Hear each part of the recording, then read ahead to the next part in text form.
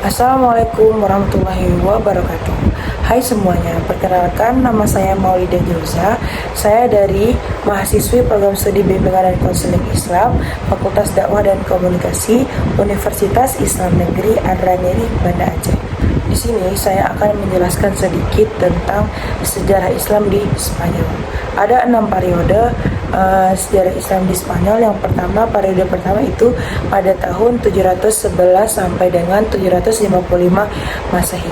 Periode ini menandai awal kedatangan Islam di Spanyol dan pemerintahan para wali yang diangkat oleh Khalifah Bani Umayyah di Damaskus. Umat Islam Spanyol mencapai puncak kemajuan dan kejayaan pada masa ini dengan Abdul Al-Rahman Al-Nasir mendirikan Universitas Cordova dan perpustakaan yang memiliki koleksi ratusan ribu buku. Periode yang kedua yaitu tahun 755 sampai dengan 9012 Masehi. Pada periode ini, Spanyol berada di bawah pemerintahan seorang amir yang tidak tunduk kepada pusat pemerintahan Islam di Baghdad. Abdul Ar-Rahman Al-Dakhil mendirikan Masjid Cordova dan sekolah-sekolah di kota-kota besar Spanyol. Periode ketiga yaitu pada tahun 912 sampai dengan 1009 Masehi. Periode ini merupakan masa kejayaan Islam di Spanyol oleh Abdul Al-Rahman Al-Nasir, Hakam II dan Hisham II sebagai khalifah besar. Mereka memerintah dengan adil dan membawa kemajuan dalam bidang politik, ekonomi, dan kebudayaan. Periode keempat itu pada tahun 1013 sampai dengan 1086 Masehi. Pada periode ini, kekuatan Islam di Spanyol mulai melemah dan terpecah menjadi beberapa negara kecil. Namun, dinasti Marabitun dan Muwahhidun berhasil mempertahankan kekuasaan Islam di Spanyol. Periode kelima itu pada tahun 1086 sampai dengan 1248 Masehi. Periode ini menandai kemunduran Islam di Spanyol dengan serangan-serangan Kristen yang semakin besar. Tahun 1238 Masehi, Cordova jatuh ke tangan penguasa Kristen dan Seville jatuh tahun 1248 Masehi. Periode ke-6 itu tahun 1248 sampai 1492 Masehi. Pada periode ini Islam hanya berkuasa di daerah Granada di bawah dinasti Bani Ahmar. Peradaban Islam kembali mengalami kemajuan, tetapi kekuasaan ini akhirnya berakhir karena perselisihan dalam istana untuk memperebutkan kekuasaan. Selanjutnya, penakluk Spanyol yang paling terkenal adalah Tariq bin Ziyad, seorang jenderal Muslim yang memimpin penakluk Spanyol pada abad ke-8. Berikut ada beberapa keheroikannya. Yang pertama itu masa kepemimpinannya. Tariq bin Ziyad dikenal sebagai pemimpin yang cerdas dan berani. Ia memimpin pasukan muslim yang berjumlah 7.000 orang untuk menaklukkan Spanyol. Yang kedua itu ada di strategi. Tariq bin Ziyad menggunakan strategi yang efektif untuk menaklukkan Spanyol. Ia memilih lokasi yang sangat strategis untuk mendarat dan memulai serangan serta menggunakan taktik perang yang tepat untuk mengalahkan musuh. Yang keempat itu ada kemenangan. Tariq bin Ziyad berhasil menaklukkan Spanyol dan mengalahkan pasukan Visigot yang dipimpin oleh Raja Roderick. Kemenangan ini membuka jalan bagi penyebaran Islam di Spanyol dan membawa dampak besar bagi sejarah Eropa. Terus ada pengaruh. Tariq bin Ziyad memiliki pengaruh terbesar terhadap sejarah Spanyol dan Eropa. Ia membuka jalan bagi penyebaran Islam dan budaya Arab di Spanyol, yang kemudian mempengaruhi perkembangan seni, arsitektur, dan ilmu pengetahuan di Eropa. Dengan demikian, Tariq bin Ziyad ini dikenal sebagai penakluk Spanyol karena keberanian dan kepemimpinannya dalam menaklukkan Spanyol dan membawa Islam ke wilayah tersebut. Selanjutnya, khalifah yang berhasil mencapai puncak kemajuan dan kejayaan Islam di Spanyol adalah Abdul Ar-Rahman. Berikut ini ada beberapa aspek yang menunjukkan eksistensi dan keberhasilannya. Yang pertama itu ada penyatuan dan stabilitas. Abdul Ar-Rahman berhasil menyatukan Spanyol Islam dan membawa stabilitas politik setelah periode fragmentasi. Ia memproklamasikan diri sebagai khalifah pada tahun 929 Masehi, menandai dimulainya kekhalifahan Cordoba. Yang kedua itu ada kemajuan ekonomi. Di bawah pemerintahannya Abdul Ar-Rahman ini, Spanyol Islam mengalami kemajuan ekonomi yang sangat signifikan. Ia memperbaiki infrastruktur, mempromosikan perdagangan, dan mengembangkan sistem moneter yang stabil. Selanjutnya itu ada pusat kebudayaan dan ilmu pengetahuan. Abdul Ar-Rahman juga mempromosikan perkembangan kebudayaan dan ilmu pengetahuan. Ia mendirikan perpustakaan dan pusat pembelajaran yang menjadi pusat kegiatan intelektual dan ilmiah. Terus ada di arsitektur dan seni.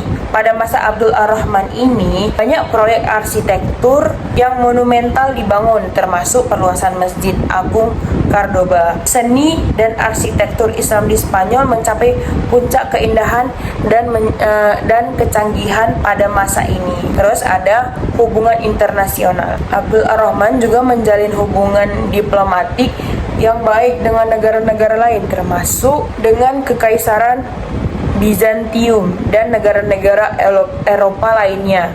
Ini membantu meningkatkan prestise dan pengaruh Spanyol Islam di kancah internasional. Dengan demikian, Abdul Ar-Rahman mencapai puncak kemajuan dan kejayaan Islam di Spanyol melalui penyatuan dan stabilitas politik, kemajuan ekonomi, promosi kebudayaan dan ilmu pengetahuan, serta pembangunan arsitektur dan seni yang monumental. Masa pemerintahannya sering dianggap sebagai puncak kejayaan Islam di Spanyol. Lalu, perkembangan ilmu pengetahuan di Spanyol pada abad pertengahan memainkan peran penting dalam melahirkan Renaissance di Eropa. Berikut ada beberapa faktor dan kontribusi pada perkembangan ilmu pengetahuan di Spanyol dan dampak terhadap Renaissance-nya. Yang pertama itu ada pengaruh Islam. Spanyol Islam menjadi pusat pembelajaran dan kebudayaan yang penting pada abad pertengahan. Para ilmuwan Muslim seperti Ibnu Rus atau Averroes dan Ibnu Sina atau Avicenna membuat kontribusi signifikan dalam bidang filsafat, kedokteran, dan ilmu pengetahuan yang lainnya. Mereka tidak hanya mengembangkan pengetahuan baru, tetapi juga menerjemahkan karya-karya ilmiah Yunani kuno ke dalam bahasa Arab, yang kemudian menjadi sumber pengetahuan bagi ilmuwan Eropa. Yang selanjutnya itu adalah penerjemahan karya-karya ilmiah. Spanyol menjadi pusat penerjemah karya-karya ilmiah dari bahasa Arab ke dalam bahasa Latin. Ini kemungkinan para ilmuwan Eropa untuk mengakses pengetahuan yang telah dikembangkan oleh ilmuwan Muslim dan Yunani kuno. Pusat penerjemahan seperti Toledo menjadi penting dalam proses ini, di mana karya-karya ilmiah diterjemahkan dan disebarkan ke seluruh Eropa. Selanjutnya itu ada perkembangan ilmu pengetahuan. Perkembangan ilmu pengetahuan di Spanyol mencakup berbagai bidang termasuk matematika, astronomi, kedokteran, dan filsafat. Para ilmuwan seperti Ibnu Rus dan Ibnu Sina membuat kontribusi signifikan dalam pengembangan ilmu pengetahuan dan filsafat. Mereka mengembangkan teori-teori baru dan memperbaiki pengetahuan yang telah ada, yang kemudian mempengaruhi perkembangan ilmu pengetahuan di Eropa. Selanjutnya itu ada pengaruh terhadap Renaissance. Perkembangan ilmu pengetahuan di Spanyol memiliki dampak besar terhadap Renaissance di Eropa. Para ilmuwan Eropa seperti Leonardo Fibonacci dan Thomas Bradwardine dipengaruhi oleh karya-karya ilmiah yang diterjemahkan dari bahasa Arab ke dalam bahasa Latin. Mereka menggunakan pengetahuan ini untuk membuat penemuan baru dan menggunakan teori-teori yang lebih maju. Selanjutnya itu ada penyebaran pengetahuan. Penyebaran pengetahuan dari Spanyol ke seluruh Eropa memungkinkan para ilmuwan untuk membangun pengetahuan yang telah ada dan membuat penemuan baru. Ini membantu memicu Renaissance dan perkembangan ilmu pengetahuan modern. Dengan tersebarnya pengetahuan, para ilmuwan dapat saling membangun dan mengembangkan ide-ide baru yang pada akhirnya mengarah kepada kemajuan besar dalam berbagai bidang ilmu pengetahuan. Dengan demikian, perkembangan ilmu pengetahuan di Spanyol pada abad pertengahan memainkan peran penting dalam melahirkan Renaissance di Eropa. Pengaruh Islam, penerjemah karya-karya ilmiah, dan perkembangan ilmu pengetahuan di Spanyol. Semuanya berkontribusi pada kemajuan ilmu pengetahuan dan kebudayaan di Eropa. Selanjutnya itu ada kehancuran Islam di Spanyol. Dapat dilihat dari beberapa faktor dan berkontribusi pada kemerosotan dan akhirnya runtuh kekuasaan Islam di wilayah tersebut. Berikut saya akan jelaskan beberapa latar belakang utama. Yang pertama itu pepecahan internal. Setelah kematian Khalifah Abdul Ar-Rahman, Spanyol Islam mengalami pepecahan internal dan signifikan.